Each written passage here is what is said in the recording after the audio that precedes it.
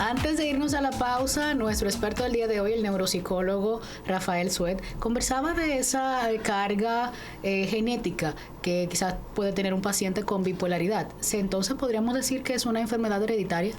Sí, mira, en muchos casos a la persona puede heredarlo.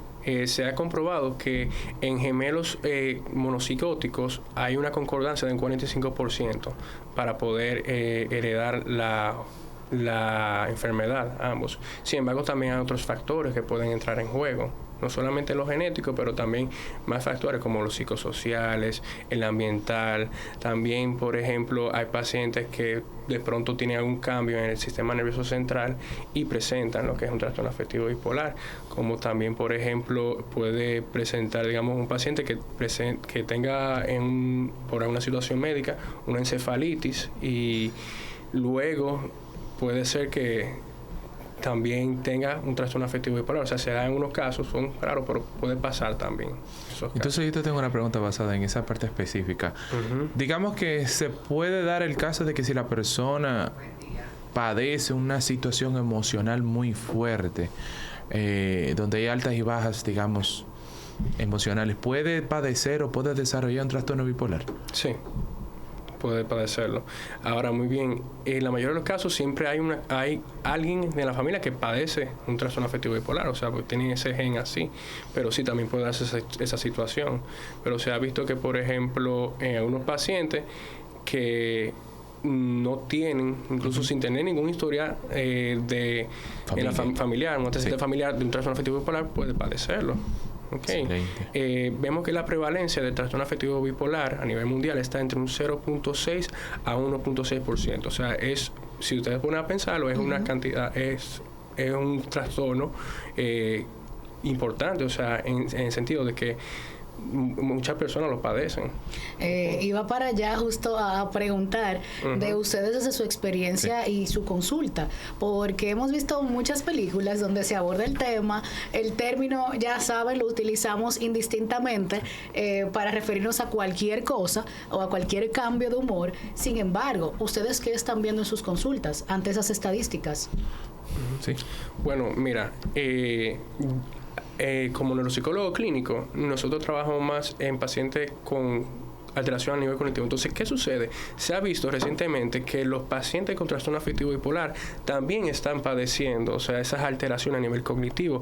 A partir del año 2000, del 2008 a 2010, comenzaron a hacerse la investigación. O sea, es relativamente reciente que se está viendo eso. Entonces, no llegan tantos esos pacientes, por eso mismo, porque todavía no estamos conscientes de eso, los demás, incluso los demás profesionales, no están al tanto de esa realidad. Lo que más que se enfocan es como de conseguir la eutimia, ¿verdad? Pero se ha visto de que en los pacientes de una larga evolución llegan a tener esas alteraciones cognitivas. De un 30 a un 46% de esos pacientes presentan esas alteraciones cognitivas. Entonces, ahora se está viendo cada vez más el que están refiriendo a consultas, pero todavía hay mucho trabajo por hacer ahí. Exacto, o sea, lo mismo que dijo Rafael. Cuando se llega a consulta, lo que queremos más es que la persona esté estable, que logre esa estabilidad a nivel emocional y, obvio, hay exámenes específicos que te pueden, digamos, que medir a nivel de evaluaciones psicométricas. Esos tipos de a lo mejor un diagnóstico específico, más preciso, pero no son tan comunes, a lo mejor, no lo estoy viendo tan común a nivel de consulta. En este caso, ¿qué detona una crisis en un paciente con trastorno de la bipolaridad? ¿Y qué tan importante sería ese tratamiento multidisciplinar entre psiquiatras, porque sabemos que son pacientes medicados, y entre ustedes como psicólogos? Sí, mira, ese trastorno, como te había dicho, se debe tratar también con la parte de psiquiatría, ya que hay un componente que es ya a nivel de los neurotransmisores y también de las hormonas, que es neurotóxico. Ese proceso, cuando por ejemplo el paciente está en crisis, hay un exceso de cortisol. Entonces, ¿qué es lo que sucede? Tenemos que bajarlo de esa crisis y lo primero que se busca es entonces estabilizar al paciente. Digamos, si está en una manía, entonces hospitalizarlo en ese caso, porque se puede poner agresivo, ¿verdad? Entonces, ya cuando va bajando, va disminuyendo, ya llega a un estado de eutimia, ya ahí podemos nosotros, el psicólogo y neuropsicólogo, entrar y, por ejemplo, comenzar a evaluar al paciente. Es importante porque tenemos que psicoeducarlo. Muchas veces el paciente, por ejemplo, no quiere aceptar el diagnóstico. Y yo siempre he dicho que un determinante para un buen pronóstico es la aceptación radical. El paciente puede aceptarlo y para eso hay que entrar el psicólogo, o sea, para psicoeducar al paciente, explicarle qué es lo que es y qué es lo que no es ese trastorno. Sí, y algo que quisiera aportar en cuanto a eso, para que se den, por ejemplo, trastornos específicos a nivel emocional, se tiene que dar 3 aspectos en el ser humano, que es intensidad, frecuencia y duración. Para que se detone, como quien dice, un trastorno emocional determinado, ya sea trastorno obsesivo compulsivo, trastorno de ansiedad, depresión, etcétera. Vuelvo y menciono, se tiene que dar 3 aspectos: intensidad, frecuencia y duración. Una persona con bipolaridad puede ser esa que también intente suicidarse, que atente contra su vida. Claro, o sea, porque tenemos episodios también de depresión en esos pacientes, entonces incluso en esos episodios es muy importante hablar de una contención. Por ejemplo, el apoyo familiar es sumamente importante de esos pacientes, porque, por ejemplo, pueden llegar a tener conductas suicidas, tal cual como una depresión unipolar, por así decirlo, ¿verdad? Cuando están en ese estado. Claro. ¿Cuál es el tratamiento, digamos, específico? ¿Cuándo el neuropsicólogo entra?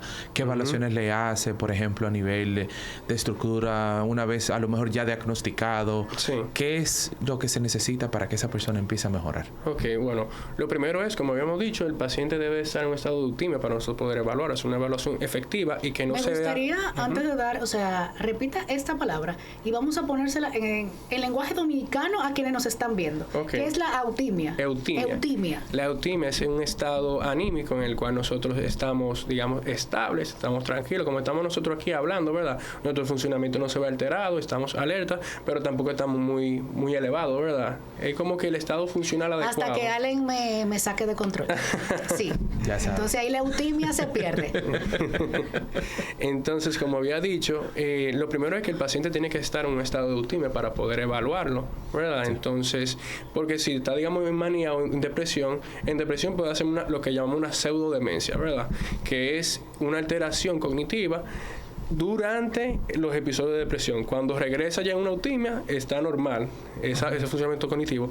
Sí. Y asimismo, en la manía, el paciente también, o sea, no puede concentrarse, no te va a completar una evaluación de manera efectiva, entonces se va a ver sesgado los resultados. Entonces, una vez lo evaluamos, ya podemos comenzar lo que sería una rehabilitación neuropsicológica o una estimulación cognitiva. Se ha visto que en estos pacientes, con trastorno afectivo bipolar, tienen los que tienen deterioro cognitivo, lo llegan a tener en 3 funciones, básicamente: memoria, atención y funcionamiento ejecutivo. Señores, tenemos otras preguntas, pero también les invitamos a que ustedes compartan sus dudas a través de las redes sociales, saludando RD con doble D, como siempre los digo, y nosotros vamos a estarlo haciendo después de esta pausa.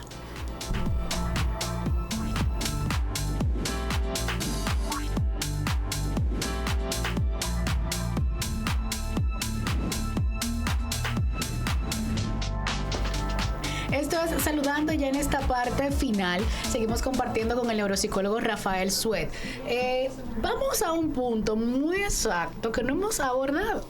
Y es como yo me doy cuenta de que alguien a mi alrededor o yo como persona asumir, ¿verdad? Ay, sí. Que necesito ayuda o que hay ciertos comportamientos que no son normales. Okay, como signos de alarmas, ¿correcto? Sí. Ok, miren, hay diversos signos de alarma que uno puede ir viendo. Lo que sucede es que muchas veces la persona ya está, por ejemplo, en una crisis ya muy aguda, entonces ahí que se dan cuenta, ¿verdad? Los familiares. Pero, por ejemplo, la falta de sueño, yo siempre le digo a los pacientes, mira, un signo de alarma es en cuanto si por ejemplo ya el paciente tiene 2 días que no está durmiendo bien, o sea que ya no puede conciliar el sueño. Es muy importante eso, porque el sueño es algo que nos altera todo, a nivel emocional y estado anímico. Si comenzáramos a entender la necesidad del sueño, no nos diera orgullo. Claro. Decir, yo no duermo. No, de mismo modo, o sea, conductas raras que tú puedas ver en tu familia, como por ejemplo de que tú ves que comienza a regalar muchas cosas, de que se pone, por ejemplo, ya eso es parte por ejemplo, de una manía, que se puede poner también, digamos, agresivo, cuando es una persona que tú lo ves que siempre es como pasivo. Cambio de colores radicales en el pelo, en la ropa, colores muy, digamos, muy brillantes. Eso también puede ser un signo de que tú dices, Dalma no se pone un color así. De mismo modo también, o sea, puede ser algunos pacientes, lo que se ha visto que, por ejemplo, toman conductas de alto riesgo cuando están en manía, o por ejemplo abusivas también. Por ejemplo, el consumo de alcohol, puede ser que si una persona que no acostumbra a tomar mucho y tú lo ves que está así y aparte expansivo, o sea, son muchas señales que podemos tener en cuenta, o sea, a nivel, verlo como un todo, no como una particular, sino viéndolo como un todo. Rafael, y en base a ese con todo, hay algunos que tú puedes decir como que estas son las más importantes. Mira, si tiene esta y esta, ya puedes decir como que hay un comienzo o algo. Claro. O no hay algo determinado. Mira una cosa, Allen. ¿Qué sucede? Que normalmente, o sea, los familiares lo llevan ya cuando tiene la crisis, ya que el paciente está, ¿verdad? Como ya tiene esa crisis aguda, tiene manía, entonces lo llevan al hospital. Entonces, más que nada, los signos de alarma, o sea, se lo damos ya cuando el paciente ya llega, ¿verdad? Porque uno no siempre está pendiente a eso, ¿verdad? Como si es una persona que no ha tenido ningún episodio anteriormente. Entonces, ya luego de que llega a la consulta o al hospital, en ese caso, lo que hace es que se comienza a psicoeducar a los pacientes. Pero, por ejemplo, la falta de sueño es algo que, por ejemplo, si el paciente no está durmiendo, o sea, eso lo que va a hacer es que va a ir empeorándolo aún más su estado anímico. ¿Y el estrés? ¿Juega algún papel? ¿El estrés? Sí, claro. El estrés. Claro. El mal, de una pandemia que deberíamos conversar. Mira, en muchos pacientes se ve que debutan, digamos, a la edad de 18 años, cuando, digamos, en Estados Unidos van, digamos, a la universidad o algún cambio, de que se van fuera de la casa. Entonces, ese estrés al principio, pues, para uno poder adaptarse, a veces debutan ahí los pacientes con trastorno afectivo bipolar. Entonces, sí juega un papel realmente muy importante. Sabemos con esto que ese trastorno y cualquier trastorno psicológico, emocional, hasta las enfermedades más clínicas, no solamente son de quien la sufre, sino también de quien comparte vida con esa persona. Entonces, en el caso de ustedes, ¿cuál sería la recomendación al cuidador, al que acompaña, ante tener que entender, a veces sin querer, esa situación que está viviendo un paciente bipolar? Algo que mencionaste, entender, aceptar de que mi familiar tiene un diagnóstico específico. Ya una vez aceptamos que tenemos un diagnóstico específico, se va a hacer más fácil sobrellevar el proceso en sí. También, por otra parte, tomarse la ayuda del psicólogo, de que lo esté tratando, para que le dé las pautas de cómo tratar, digamos, a esa persona con ese diagnóstico específico y cultivar la paciencia. Sí, precisamente, sí. Es un momento importante educar a los familiares, ya que, por ejemplo, cuando un paciente está en un estado de manía, lo peor que tú puedes hacer es discutirle a un paciente de manía, porque, por ejemplo, se va a poner más agresivo. Entonces, eso es algo que hacemos hincapié, por ejemplo, en esa parte de no discutirle, digamos, cuando hay manía, sino que simplemente llevarlo al hospital o llamar, digamos, al servicio de emergencia, que están capacitados para cuando un paciente tiene una crisis, llevarlo al hospital y para que reciba la atención. Pero sí, es sumamente importante la psicoeducación, tanto con el paciente como con los familiares, para poder ayudar al paciente. Y, o sea, el paciente que tenga una buena red de apoyo va a tener una mejor adherencia al tratamiento, es lo que se ha visto. Sí. ¿Tienen alguna pregunta, Allen? Si no, yo sigo haciendo algunas preguntas que claro, tengo por aquí. favor. ¿Cómo podemos establecer límites saludables entre el paciente, los familiares que ustedes hablaban, ese cuidador, la pareja? Señores, en un tiempo donde preferimos salir corriendo que enfrentar las realidades propias, o sea, vamos a hablar de la pareja, ya sea el hombre o sea la mujer, que tiene que estar manejando. Si estoy con una persona diagnosticada con bipolaridad? Eso no. Okay, claro. Porque también se puede entender que voy a terminar tan bipolar como quien me acompaña. Es importante por eso mantener una comunicación activa siempre con el psiquiatra, de que tenga siempre los familiares el contacto del psiquiatra para poder, digamos, ver cuando uno ve cualquier cambio, informárselo. Entonces ya ahí el psiquiatra decide, ok, mira, tráemelo para poder entonces medicarlo, o si hay que ingresarlo. Pero es muy importante esa parte. Entonces, algo más, que es que la pareja, o sea, y los familiares en general, o sea, sí, eso también lo sufren ellos, porque es que cuando el paciente hace una crisis y de pronto, o sea, se ve su estilo de vida afectado, va teniendo también esa afectación a nivel familiar. Entonces, también por eso es recomendable el manejo multidisciplinario, psicólogo clínico, también a veces terapia familiar en algunos casos, y la parte de neuropsicología, claro. En este punto, ya hemos hablado de tratamiento, de ese manejo multidisciplinar. De repente me cuestiono si con ese tratamiento el paciente puede adaptarse, mejora, o si realmente se cura o recae en el tiempo. Claro, mira una cosa, el trastorno afectivo bipolar es una enfermedad crónica. Quiere decir que eso es algo que no se cura, sin embargo, sí se mantiene bajo control con el tratamiento, ¿verdad? Es como, por ejemplo, cuando te diagnostican, digamos, con diabetes tipo 1, ya tú vas a tener que tomar insulina de por vida. Ahora bien, el grado de adherencia al tratamiento que tú tengas va a determinar cómo permanece tu estilo de vida, o si tu calidad de vida, por ejemplo, se puede ver afectada, o si de hecho puedes llevar tu vida lo más normal posible, porque se ha visto que por ejemplo, muchas personas funcionales tienen trastorno afectivo bipolar y trabajan y llevan su vida, y también, o sea, en el ámbito social también le va bien, y tanto también por la parte académica. Entonces, va a depender del grado en que yo me comprometo con el tratamiento. Pero de que haya una cura, o sea, no la hay una cura definitiva. Se puede entrar, Allen, en una especie de no resignación ante un diagnóstico, y sobre todo a raíz de lo que dice aquí nuestro neuropsicólogo, de que, bueno, es una enfermedad crónica, esto hay que entender de que vamos a vivir con ello, pero no hemos asociado tanto, y sobre todo en nuestra cultura, el tema de diabetes. Cualquiera tiene diabetes y sí, yo lo sobrellevo, pero todavía hoy, cuando hablamos de enfermedades psicológicas, todavía le tenemos cierto terror. Entonces, esa etapa de duelo que vive una persona diagnosticada, en esta parte final, brevemente.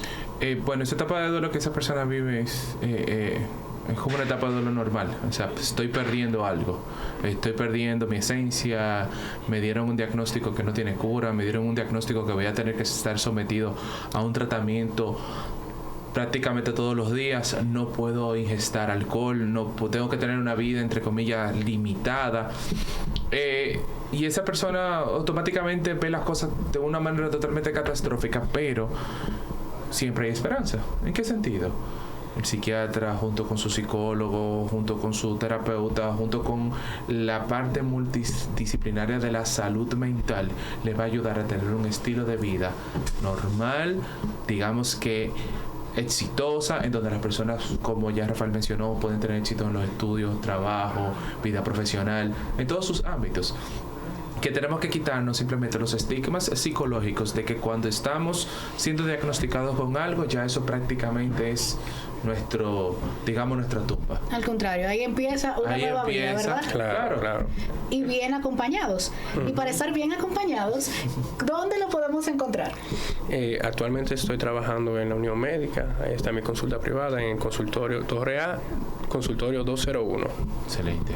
Ale, recuérdale también al público dónde podemos localizarte. Estoy en Centro de Bienestar Emocional, Dr. Solimilo García, y estamos a la orden.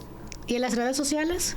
Rafael J. Sued, Rafael J. Sued. Ahí va a dar correo. Me pueden encontrar como Allen Coley.